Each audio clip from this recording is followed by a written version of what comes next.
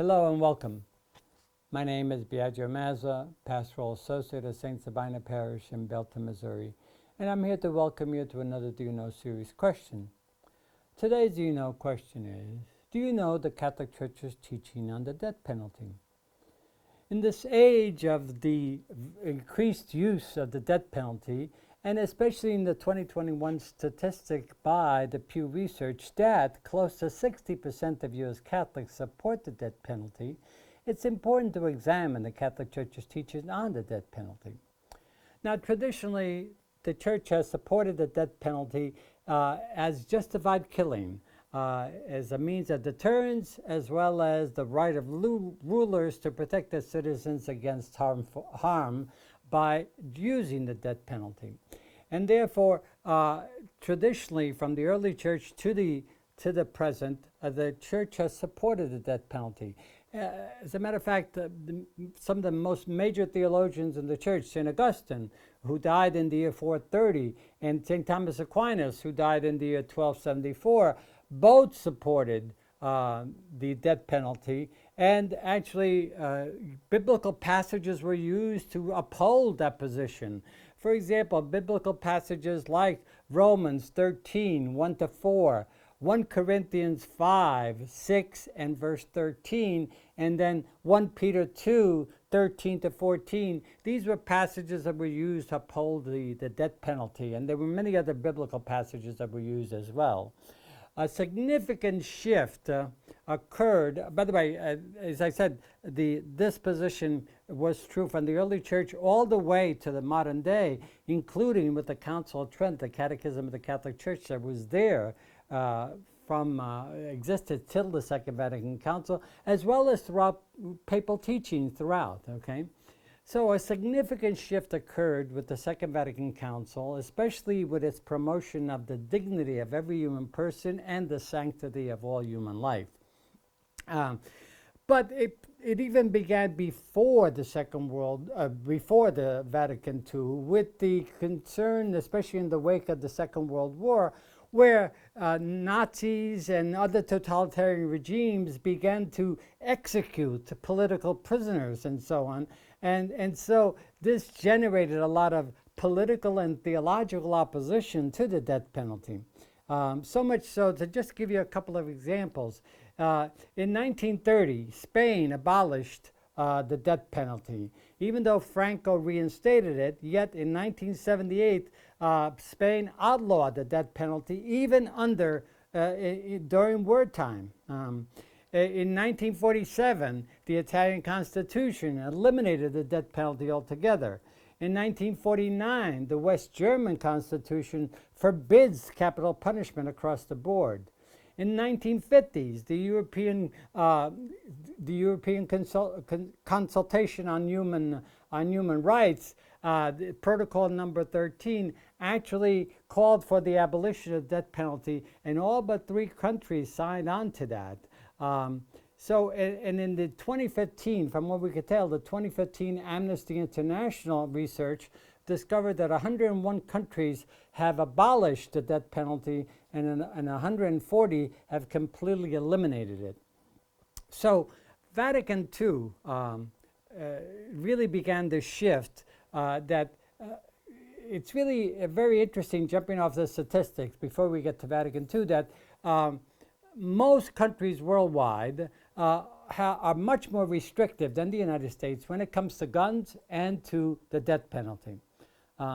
So with Vatican II, for us Catholics, with Vatican II, began to promote very strongly the sanctity of human life and the dignity of each person. And therefore, the inherent dignity of each person became the consistent ethic of life that was promoted by Cardinal Joseph Bernardin at Chicago.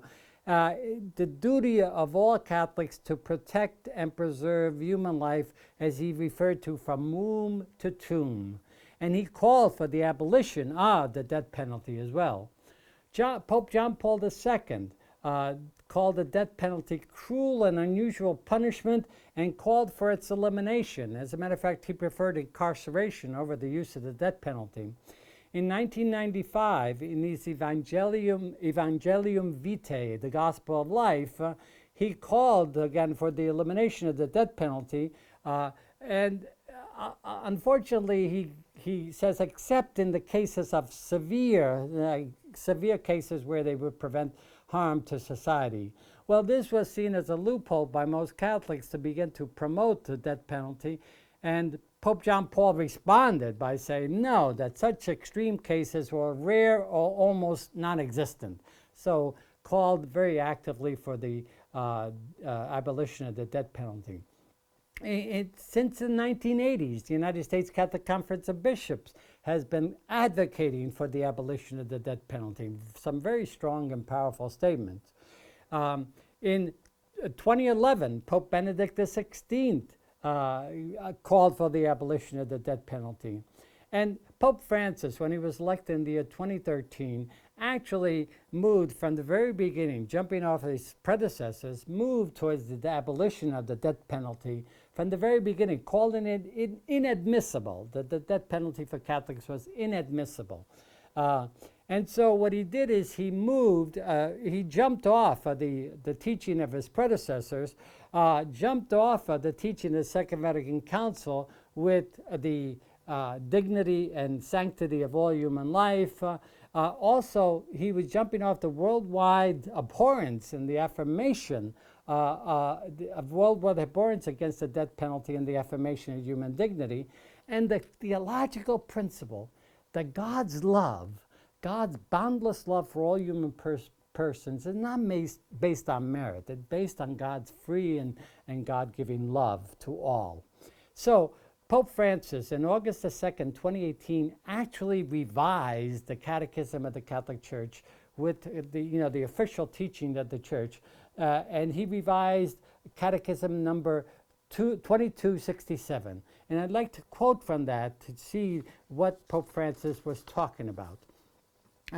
This is 2267 from the Catechism of the Catholic Church. Recourse to the death penalty on the part of legitimate authority following a fair trial was long considered an appropriate response to the gravity of certain crimes and an acceptable, although albeit extreme, means of safeguarding the common good. Today, however, there is an increasing awareness that the dignity of the person is not lost even after the commission of very serious crimes. In addition, a new understanding has emerged of the significance of penal sanctions imposed by the state. Lastly, more effective systems of detention have been developed which ensure the due protection of citizens, but at the same time do not definitively deprive the guilty of the possibility of redemption. Consequently, the Church teaches, in light of the gospel, that the death penalty is inadmissible because it is an attack on the inviolability and dignity of the person, and she works with determination for its abolition worldwide. So Pope Francis is constantly upholding the dignity of the human person and the basis that the person could receive conversion and really enter into a deeper relationship with God as a result of not enduring the death penalty. Pope Francis in 2020 reaffirmed this teaching with a strong conviction in his encyclical Fratelli Tutti, in which he called for, again, the inadmissibility of the death penalty for all Catholics, and strongly affirms that for Catholics there's no going back from this position. And therefore, it's important for us to consider the teaching of the Catholic Church at this particular time on the death penalty and to form our consciences based on that teaching. So I hope this has helped to explain just a bit of what the Catholic teaching is on the death penalty, and I hope you'll return again as we consider more of our moral teachings as a Catholic tradition and church. Thank you very much.